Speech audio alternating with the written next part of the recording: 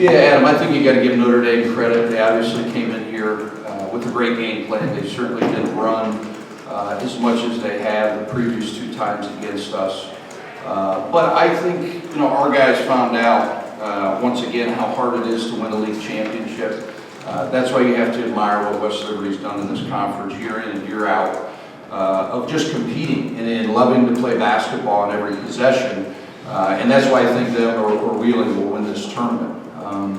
A little disappointing. I don't know if it was our, we didn't go as hard leading up to this tournament. We've had some guys banged up. But we let a great opportunity pass us up. Really, really disappointed for the fans of Fairmont. I really believe in my heart, I don't know if it's right or not, but I think we got the best fans in the conference. We had a great turnout. They had to get a 2-night minimum, so a lot of people lost a lot of money. And that to me is important when you're at a Division II program, because those people are funding your program and helping you with travel and different things. But this group has really underachieved.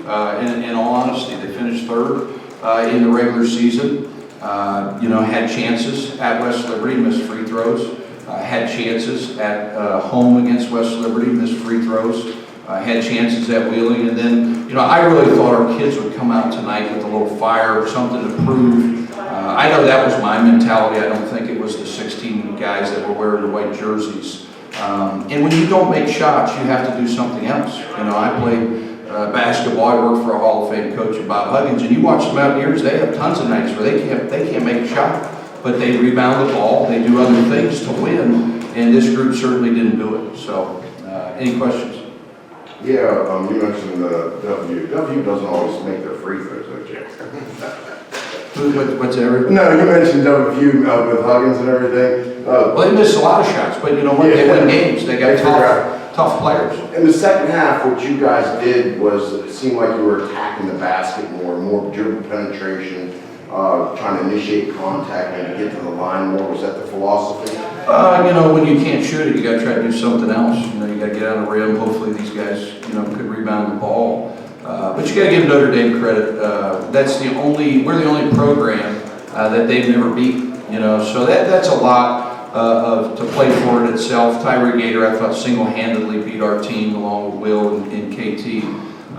But it's now, you take probably 4 or 5 days off, maybe 3 days. I don't know what the plan will be. And then you'll go back to either going to West Lib and losing again for probably the 13th time or 14th time, or you'll go to Wheeling. And it's going to be hard. It's going to be very, very difficult. These kids, we as a group really, really failed on a great opportunity, because I think everybody thought it was over. It was at Wheeling, at West Liberty, and you guys that cover Division II hoops, you guys know how hard it is to go into somebody's house in a regional and win. So that's a little deflating in itself. But we'll have to figure it out and try to get better the next 4 or 5 days and see what happens. Matt, Thomas, you got to be a little bit disappointed. They beat you down the floor, especially early, just to death. It's fast break point, 18-4. They got out, your press didn't rattle them at all. They got right down the floor on it. That was a little bit, disheartening for you guys. And it put you in the hole early. Thoughts on that? I mean, that's just effort plays. I mean, finding your man in transition, and after we score a bucket, just finding somebody to stand for them. Simple as that. I mean, I felt like we wasn't there mentally, and we wasn't there. We just didn't want to win the game. Simple as that. How frustrating was the last 17 seconds? They got 3 chances. We get 1 rebound in there, and maybe you're coming into this press conference second. Really? I know you weren't on the floor about it at that time. Just even watching it is frustrating, because we work on rebounding almost every day. That's something that that's one of the key points of our team, is that we have to rebound the ball, and to not come up with the ball after 3 chances is extremely frustrating. And that was a big part of the game right there. Rebounding. Jay Sean Lewis had almost 20 rebounds, I think. We just can't let that happen. It did. You guys didn't lose the game because of this, obviously. Do you want Jolly shooting that ball? Well, he's won us 2 other games, and tonight the length of Jason and the guys really bothered a lot of our players. That's the biggest difference between us and Wheeling and West Liberty, is they've got bigger, longer players at every position, you know, and that's something we've got to address in recruiting, you know, the length at this level. But as I told these guys, this is Division II basketball. There's no NBA players. There's nobody that's going and making millions of dollars playing basketball. So they put their sneakers on just like you. So you got to be ready to play on any given night. You know, it won't shock me to see an upset tomorrow. I mean, this is the Mountain East Conference. This is a very, very good conference. You know, it's going to be interesting to see what Concord and Charleston and some of these teams do down here, because everybody's fighting for a bid. And I don't know. I mean, I've explained it 2,000 times to these guys in a theater room that, you know, our donors paid for, and it's a beautiful theater room. There's only so many meetings you can have with your guys, but at the end of the day, it comes down to them being tired of finishing second and third in the conference. They're the ones that scribble the ball, making the shots, boxing out. You know, coaches can't play the game for them, and that I would have loved to try to do some things tonight, but unfortunately I'm 40 pounds overweight, and you know, I got to do a better job coaching. I really believe that moving forward. Guys, the good news for you, you are going to get a chance to play again. One of the nasty habits of this team in the second half of the season that wasn't in the first is you allow yourselves to get in holes, 10, 12. I mean, you've had to dig your way out several times. You've been able to do that to your credit, but eventually it's going to catch up with you tonight. It did. Anything you learned from this and moving forward in the tournament, NCAA for you?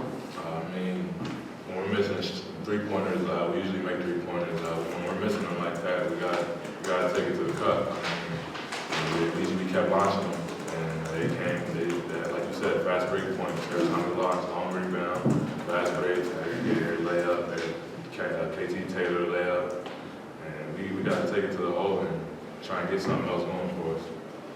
Thomas?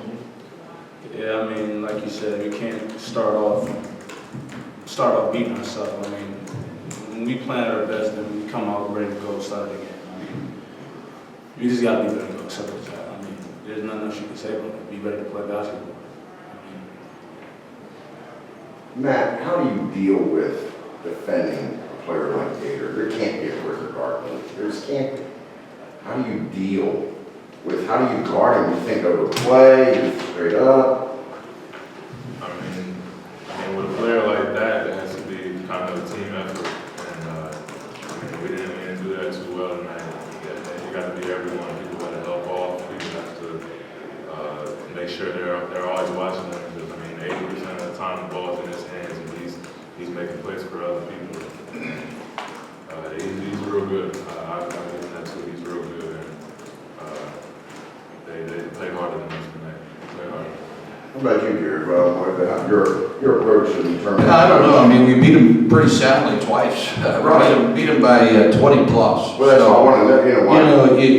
It's really about our society today and the players, you know, that are playing now in college. I mean, it's every night. You got to bring your A game. You got to play defense. You got to do things that you're taught every day in practice. And when you don't do that, you're going to get busted. You're not going to stop Tyree Gator or Will Voorhees, you know. So hopefully these guys will eventually figure it out. Whether it's this year or next, honestly, at this point in the stage of the season, you're not going to rant rave. You see me. I'm not begging guys to play defense anymore. You're just getting subbed out. I've wasted too much energy doing that over the years. So we just got to figure out a good rotation for the tournament, roll with it. And honestly, you're going to play the same teams next week. You know, Notre Dame's probably not going to be in it unless they pull off two miraculous upsets. So you're going to play Wheeling, you're going to play Wesleyan, you're going to play PSAC team. It's nothing new. It's how Division II ball